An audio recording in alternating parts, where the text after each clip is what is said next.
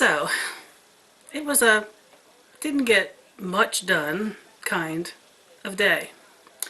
And it was a good day because of that. There was nothing on the list today. I didn't even let myself pick up my journal this morning because I thought, well, I'll see the things on there that I kind of had in mind I wanted to do, and I'll start doing that. Nah, didn't want to do that. So I read for most of the day. Well, except for a little bit, which I'll tell you about separately, but I've been spending time with this book, The Foremothers of the Woman's Spirituality Movement. I've been spending time with it in bits and pieces.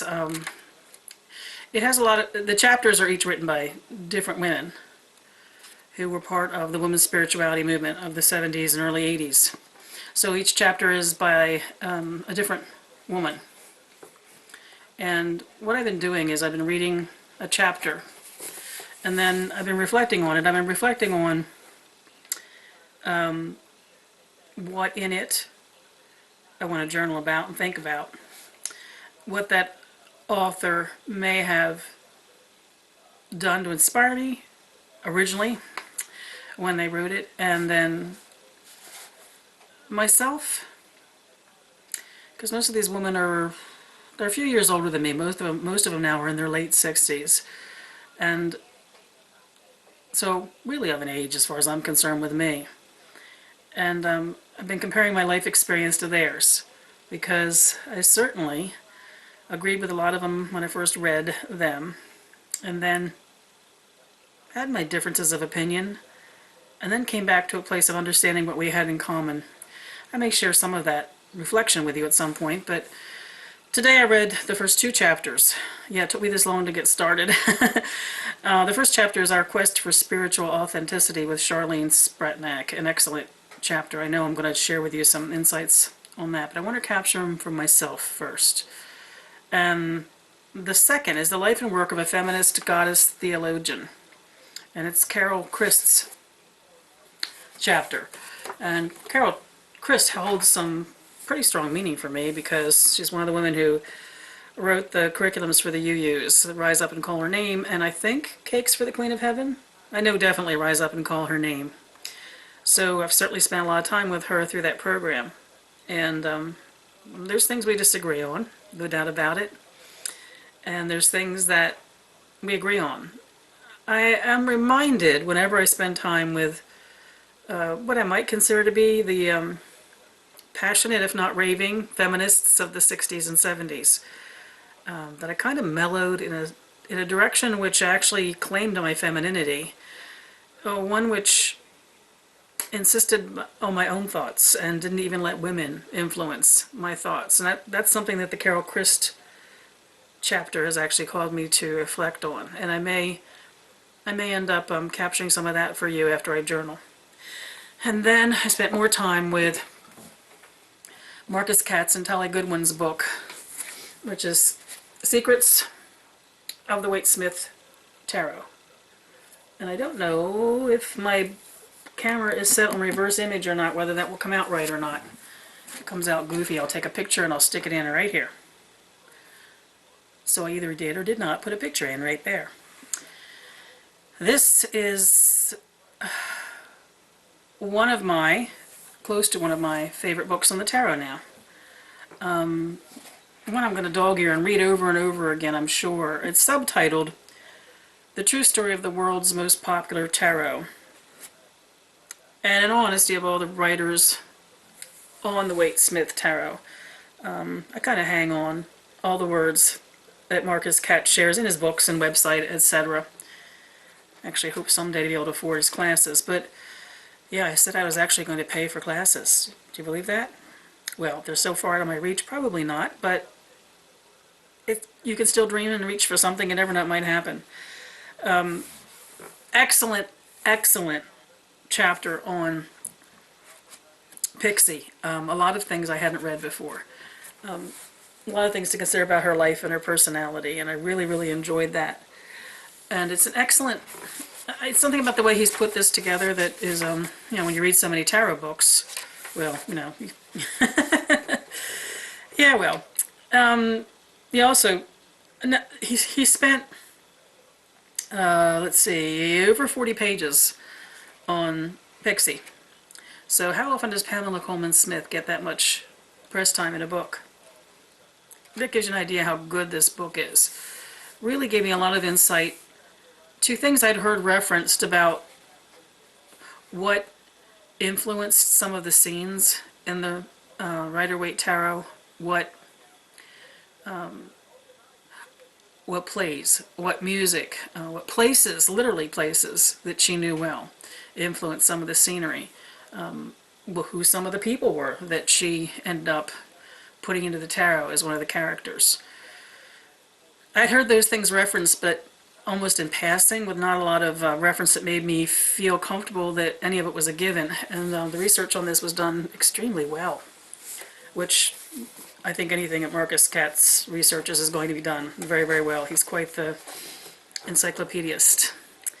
And then I read the page on the, there was about the same number of pages on Arthur Waite. So here's to that Pixie and Arthur actually got equal billing in this book. And nothing there made me like Arthur Waite any more than I already had, which was very little, but it gave me quite an insight into the way his mind ticked. And then there was about 20 pages or so on the tarot deck itself, its creations and its variations, and just the history of the deck. Now you can read about those three things, and a lot of books on the tarot, they get a paragraph or two or maybe a few pages each. But you can imagine how interesting it is that you can read a book where each of those things got their full, complete chapter length. Very interesting read. I've just started on the major arcana descriptions, and I'll probably share a little bit more with you about why I feel that the interpretations in this are so unique. So that was some of my reading for the day. And then, and again, if this comes out reversed, I'll put a picture in here. Yeah, Sudoku. I used to be an avid puzzler for Sudoku puzzles. And the reason I have one, number one, I got it at the dollar store, so, you know, $1. Yeah. The tax thing was successful. We came back knowing we didn't owe anybody any money. In fact, we were getting some money back for a change. And so what do we do to celebrate? I made a trip to the dollar store for some things I needed. Some makeup brushes and things like that. But yeah, give me a couple bucks and where am I going to go? Nowadays, the dollar store. So anyway, there is a method behind my madness when it comes to Sudoku. I used to really, really love it. It was a way for me to de-stress and calm down and zone out, I guess is one way to put it. Why I picked up a book is I've been having problems with numbers. Now, I think part of it is because I went through a long, extended time with lupus that numbers just didn't make any sense. I didn't really quite know what numbers were. Remember I told you about that? Well, I survived the months, so that being so confusing. And I think what happened in the process is that has certainly passed. It's not a problem I'm currently dealing with. However, I seem to have lost the processing of numbers ability. I can do it, but it takes me too long. So I thought that I would get myself one of these Sudoku books, and because I prefer to do this by hand, I don't like to do this kind of thing online. I thought I'd mention that because I could see where some of you were probably going to start indicating I didn't have to pay for it. I could find these games online. Well, not for this particular thing. I like the paper in hand.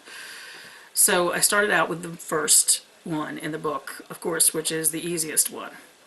Well, let's just say that 2 hours later I still hadn't finished it. Now, I mind you, you can go to the back of these books and there's the major cheat thing at the back that you can figure out what you did wrong and make some corrections. But I have actually never used the cheater in one of these books. I found it interesting because I used to whip through these. And by used to, I'm talking 5 or 6 years ago, even. So I think I hit on something here because obviously there's a part of my brain that needs to be reawakened. And I think it has to do with numbers. It also has to do a little bit with recollection of patterns because you're discerning that when you do Sudoku puzzles too. So after 2 hours and 4 or 5 total erasures, the end result of the first puzzle is nothing's done. I've got to try it again. This doesn't bother me. It was actually interesting because it proved to me that indeed there's been some changes in my ability to process and think when it comes to numbers. If we're going to lose something permanently, I'd much rather lose the numbers than the letters and the words. Remember what happened last fall? I would never want that to happen again. I admit that after that, my ability to read and write has not come back to normal, but it's normal enough that I'm fine with it. It's work to do that now. I have to stop and think and process, and there's a lot that goes on, a lot of whirling of the gears for me to read and write. I'm okay with that because having experienced thinking it was gone, as long as I can work it out in time. It's still making me not the best of correspondence when it comes to email. I'm really not even doing Facebook so much because that requires a sentence or two or a paragraph sometimes. The only thing I'm managing to write for my blog is the recipes. I really did not intend that to be nothing more than pictures and recipes and tiny moments. I expected to really be journaling there, and that's not happening. I'm doing a little better writing things out by hand though, so I guess the exercise of working in my one little thing journal has been very helpful. So I think I'm doing a little self-therapy here in a healthy way. I'm not upset about this. I'm able to balance our checkbook and keep my job as a treasurer of the HOA. I can process things and get them done. It's just taking longer than it should. And it'll be interesting to see if I've touched on something here that might get my brain rejiggled. Or if not, if I have to adjust to a new normal, well then that's what it is. It could be worse, so I'm not going to complain. So, that was the day. I did it. Except, see this thing at the bottom where it says time? There is no way I'm going to note how long it took me to do this. But it will be interesting to see now. Mind you, I'm starting out with the very easy pages, but it might be interesting now to get a feeling for whether the next one falls in place a bit better. So I'll get a chance to kind of see if the brain is getting it or not. But at least I got one done. Makes me feel better. Honestly. Cozied up in the chair with a dog or two, according to who felt like being there in my lap. And reading while Roger was watching TV. I did find with the Sudoku, I used to be able to do that. One of the reasons I used to like to do it is in the evening when I come home from work after dinner. Roger, of course, is watching TV because, you know, Roger's always watching TV. And I didn't really want to be on the computer anymore. I'd just been on it all day at work, and I can't read, like, stories and things like that, words, when there's words being talked at me by the TV. So Sudoku was something I used to do to spend some time at least sitting next to Roger while he was watching TV at night. Can't do that. Can't have the double whammies on the brain. Need quiet to do it. So that's okay. Nothing wrong with that either.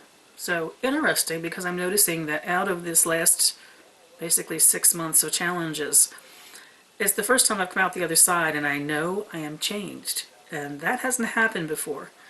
But I'm not going to let it drive me bonkers in any way, because I was very fearful of where I was last fall, that I was going to be stuck there, and I wasn't. So the other thing I was reading today, I forgot I had a couple of, you know, I'm sure we're all the same way with how many different things we have going on. I had this book back in the, when was it published? Because I remember it was new when I got it. So let me see what the publication date is here.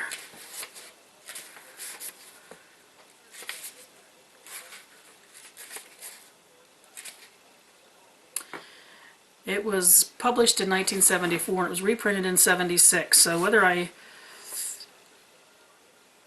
got it in the first publishing or the second, I don't know. Now, if you're one of my English friends, it came out there 2 years earlier in 72. But it's David Conway's Magic, and I'll call it Primer.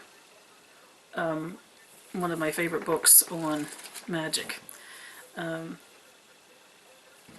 Highly recommended if you have a sense of humor and a great sense of curiosity to experiment and try things. It's one of the books I would recommend. I had actually totally forgotten about this book because I had it in the 70s and it was gone in the 70s also. I may not even have owned a copy. It may have been in the library of my first circle. And when I went out on my own 10 years later,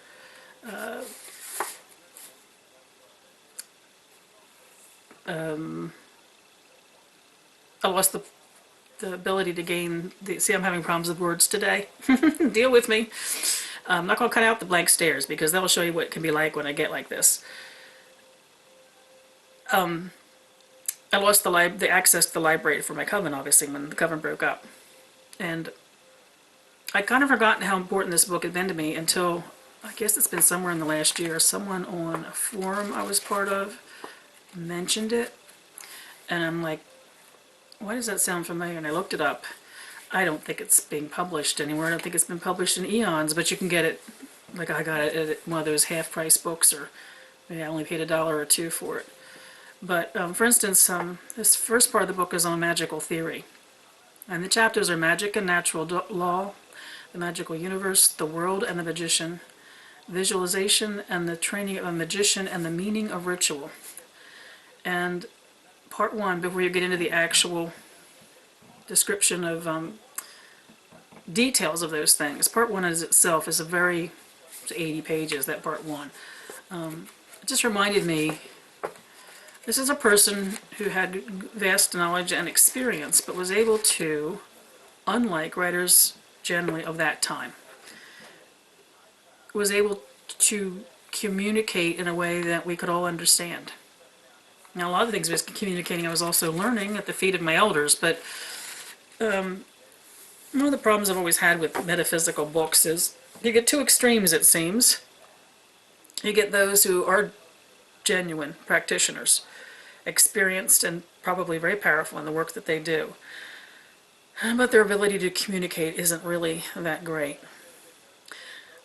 Or you get those who only have a simplistic experience at a singular level, and that's what they share because that's their practice. And it can be a good beginning place for folks, but it's possibly not of interest. Possibly it's not of interest to someone who has their own level of expertise and they're looking for a different insight. There won't be much there. And then you get the ones who seem to work very hard in the way they write their books to go with flowery language, and I can impress you with so much stuff, and there's no meat to it because there's really no meat to them.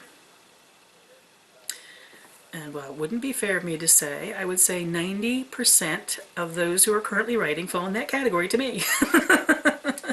I really don't see a lot of the true witch in them, not by what they share in their writing.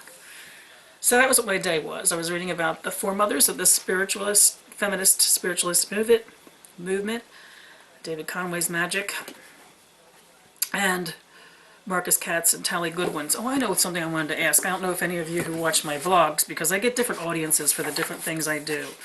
But there was a book recommended. Tally Goodwin's book, 2 books were recommended of hers. The Tarot Flip, and also, and this one I want to get just because of the name, Abiding in the Sanctuary, the Waite Trinic Tarot. I was wondering if anybody out there who watches this may have read those and be able to tell me anything about their opinions of them before I'm considering whether I want to add them to my library. So, after that, oh, yes, I actually was reading a 4th book today, another tarot book, one I had gotten not long ago but hadn't really spent much time with yet. It's Geraldine Emerald and Nancy Brady Cunningham, which Nancy Brady Cunningham is the reason I got it. I love her poetry. Tarot celebrations honoring the inner voice. And I'll probably do a little bit more of a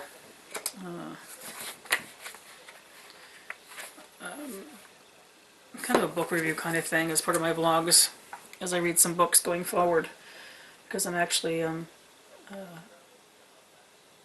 spending more time reading again, getting back into my own tarot studies. If you're part of Tarot Together, you know it's just floundered because I haven't been taroting as much as I'd like to, but I'm back to it now. So that was it for the day. Nice, long, relaxing day. And then we decided to go for a ride. We're going to come back for leftover Frankfurter cheeseroni, and that didn't quite happen. So here's some excerpts from our ride, which was late in the evening. The sun was just about going down.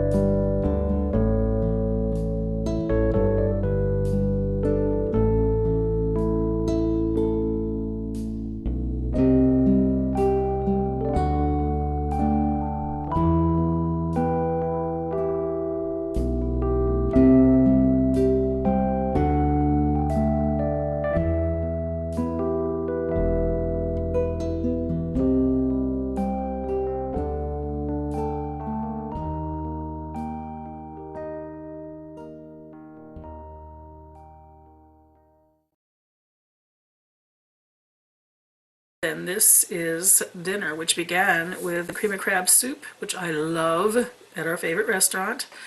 And Roger gets their lima soup. And then, this, my friends, is why we're fat. Fried chicken, because they make the best fried chicken in the state, as far as we're concerned. And we went there the last time. I showed you bones because I forgot to take pictures of it before we ate. Well, I took a picture of how the meal arrives, and no, I didn't eat all that. Half of mine came home, although the hubs did eat all of his. I honestly don't know how, but he did. So anyway, if that weren't bad enough, we actually came home with dessert. Yeah, you can't blame us. The owner was there. He knows us well. He's a really nice young man, and gave us free dessert. And they make a shaved coconut cake, which, the way I describe the way it tastes is going to sound odd because you'll probably, if you're a baker, know what kind of cake this is, but it's like wedding cake and icing, that very dense, very moist cake, and then the very light, very sugary icing. So yeah, we came home with that too. From what I shared, I'll select my favorite part to be the tiny moment by the bay, which may be by the bay, or it could be from inland today because that's where our wandering took us. And that was it for the day. I know, you can all appreciate that cozying up with 4 books and spending hours with them, that's a perfect day. By most of your thoughts, I know, as well as mine. It was a good day.